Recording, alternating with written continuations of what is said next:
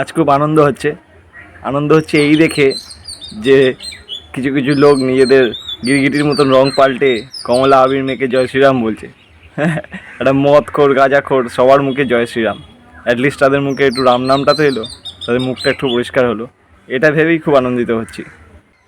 মাননীয় রূপা গাঙ্গুলিদি, আপনার কাছে এইটাই রিকোয়েস্ট যে দেখবেন এই গিরগিটিগুলো যাতে রং পাল্টে আবার এই পার্টিতেই না ঢোকে।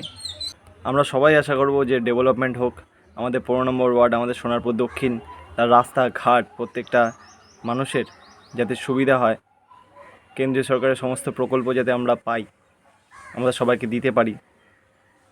মাননীয় রূপা গাঙ্গুলিদি, তোমাকে একটাই রিকোয়েস্ট করব যে যাতে আইনতভাবে সব কাজ হয়, এই না যে বিজেপির সমর্থকরা ঝান্ডা ধরে নিল বা পার্টিতে ঢুকে গেল, তারা যা করবে তাই ঠিক, এই জিনিসটা যাতে না হয় এটাই আপনারা খেয়াল রাখুন।